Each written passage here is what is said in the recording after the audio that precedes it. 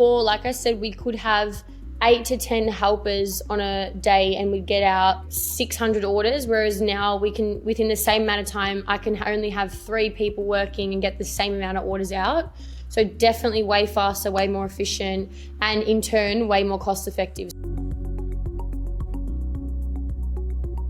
My name's Alice. I'm the owner of Aver Active and I founded it in 2022. So it's just been going for a little over 3 years now. And we work in the activewear, e-commerce, clothing business, you could say. So from 2023 onwards, we've had consistent multi-7-figure years, which is pretty cool. And yeah, we've seen a lot of growth from 2023 till 2025, just consistently.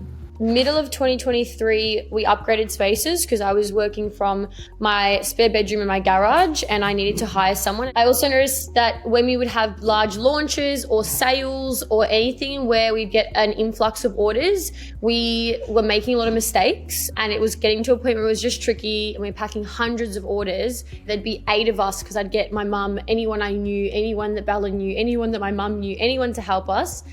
They were coming in but couldn't be efficient because they didn't know the product names, colors, sizes, and we were wasting a lot of time teaching them. We'd have 8 people for an 8-hour day and still not get through 1,000 orders, which is quite a lot of people for that many orders now that we work with Peoplevox. So yeah, it just was very obvious. We were making a lot of mistakes. What was your stock control like back in those days? Can you remember? So stock would come in, you'd have anyone that was there helping you counting it, and obviously human error comes into play.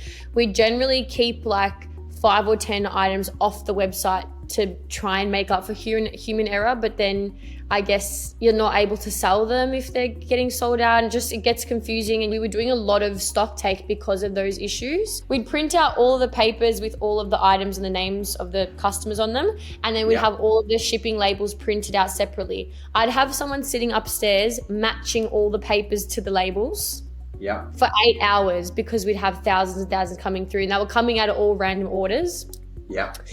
Then they would have them all layered and they'd give them to the people downstairs. You'd grab a label and a packing slip. You'd go around, pick an order and then put it in a tub and then stack them all on top of each other and hope that whoever does then end up packing them reads the packing slip properly and knows the product properly. So there was 8 different layers for you to pack it wrong, pretty much 8 different ways for you to make an error. In those early days, do you think that sort of impacted the brand's ability to grow, that sort of feedback and getting the orders wrong? Yeah, there's nothing worse than making the same mistake on the same customer as well. I think that's then when you lose them. Generally, most people are pretty reasonable and kind, especially when they know they're shopping with a small business. If you make an error, they're like, no worries, happy that you could sort of sort it out for me efficiently, whatever, no problem. But there'd be the instances where you'd just be kicking yourself because you'd send the wrong size to Stacey, and then 2 months ago, Stacey repurchases and you accidentally send her the wrong color this time. And she's like, these girls cannot read. I'm never shopping with them again. So, there's only so many times you can make a mistake with the same customer before you lose them. Just to recap then, hey, you're managing to generate the demand, you're getting repeat customers, you found your product market fit, things are going really well. You realise that you're upsetting those customers on that first error. Some of them are even getting the second error. You then started looking at being able to improve it via technical software. Was there any concerns or risks that you had about investing so early? And what was going through your mind at that point? To be honest, I didn't really have any hesitation into implementing something. I didn't know what that software was going to be at the time. Obviously now I've been working with Peoplevox for a long time, but at the time there wasn't really a concern. I sort of did a little bit of research and was looking at what do other e-commerce businesses do? Surely they're not still doing a manual process like me. How could they be doing that with hundreds of thousands of SKUs? So with a little bit of research and a little bit of security that other huge brands are using similar softwares or the same software, it was a no-brainer for me. I was looking on a lot of the other massive Australian brands' TikToks, and of course, 9 times out of 10, they post stuff in their warehouse. However, after a little bit of research and looking at what the softwares look like, I could then pinpoint like, okay, they use that software, they use this software. And majority of the ones that I noticed in Australia, the biggest ones that everyone probably has in their wardrobe, had the blue Peoplevox backend software. And I was like, okay, that's really, really comforting, because I'd love to be in their shoes one day. And if I can use a software that those big guys are using, I'm winning. Like, I'm doing something right. Has anyone close to you perhaps suggest maybe it was a bit too soon, Alice, or it was a bit too much too soon? I did what I felt like was right for my business, because as a CEO, you're the one that has to make those hard-hitting decisions. And that's why you are a CEO, because you can make hard-hitting decisions. Didn't really second guess it. I'm glad I didn't, because if we were still making as many mistakes as we were a year and a half ago now, I probably would have lost hundreds, if not thousands more customers. I didn't want fluff and rainbows and like, we can do 101 amazing AI crazy things. I want like old school analytics reporting, scan the barcode, pack the order, spit the label out, call it a day. And like I said before, it gave me a lot of security when I did a little bit of further digging that a lot of huge, almost billion-dollar businesses are using. Is there anything that surprised you? And please be honest here of the good and the bad, about setting up the system, about the implementation process? Anything that surprised me. The system was very accurate. It also gave us a lot of accurate analytics and reporting, which was really helpful for one of my girls in the office when she did all of her, remaking POs for future collections. It was really handy to have a lot of data. It also, like I said, was very accurate with Shopify and how it all was syncing together. But we had a really, really good amount of weeks and calls to set all of that up so that it wasn't as daunting once we did go live. But other than that, it was really, really quite seamless. But a lot of the time when we implement Peoplevox, there are additional benefits that people don't quite expect, or they didn't quite realize just what it did in different areas of the business. Can you think of any that maybe helped for you that you thought, oh, I thought it'd be okay, but actually this has been really useful? When we'd have big sales or big launches and we needed to have extra hands in the warehouse and they needed to just be quick, casual workers, people that maybe I've never even met before, we could have them in the warehouse, have them start at 8 a.m. and by 9 a.m. from a quick little tutorial on how to work the phone tablet thing and the warehouse structure, they could be sort of going and packing and picking orders, like I said, within that hour. So it was very, very, very fast. They didn't need to even know names of products, colors. They needed to know nothing about the actual business other than how to read a barcode and sort of navigate where to go and where to put things. So that was really amazing. I think before, like I said, we could have 8 to 10 helpers on a day and we'd get out 600 orders, whereas now within the same amount of time, I can only have 3 people working and get the same amount of orders out.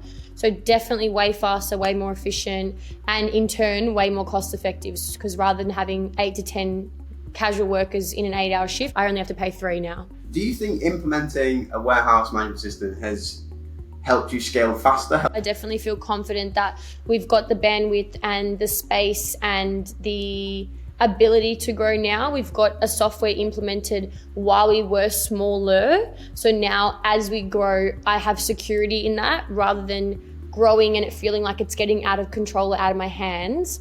And then trying to onboard something like Peoplevox might feel a little bit more daunting for someone like myself. Like I feel like it would have caused me a little bit more stress, but I had it when I had, let's say 50 SKUs and now we might have 500 and I have seamlessly been able to grow knowing that that's always been there for us. Like I said, we've got 2 warehouses though, and to be honest, I thought it would be a lot more stressful to keep stock across both.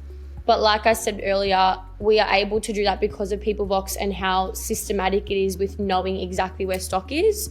So we can move stock from one warehouse to the second warehouse, and Peoplevox knows that a specific item is not in warehouse 1 but is in warehouse 2, how many units are in warehouse 1, how many units are in warehouse 2, and vice versa. So we're able to sort of spread across 2 for now. In future, I definitely would love to open a retail store, and I definitely think that having something in place like Peoplevox again would help because you're able to know where all your stock is being held at any time. Do you think it's been an asset to be able to pivot so quickly into trends and scale up around your launches? Yeah, definitely. It has allowed us to scale massively since starting, but it also gives myself and my team security in the system, as well as even our customers. We have sort of a thing on our website that if you order before 1 p.m. domestically within Australia, your order will get shipped out on the same day. And we can stick to that because we have something like Peoplevox. We're not running around headless. We know we can pack out a lot of orders before 1 p.m. Parcels get picked up at 2, they get sent out on the same day. So it's enabled us to scale because our customers have a lot of trust in how fast we are able to process our orders, and they appreciate that. So they come back and order from us because no one likes waiting for online shopping. No, and they also get to see that insight via your TikToks and Pack With Me. Yes, they love that. So I guess, Alice, if you were speaking to other founders, other people that were growing brands and really pushing for growth, is there anything that you would say to them that they might misunderstand about warehouse systems?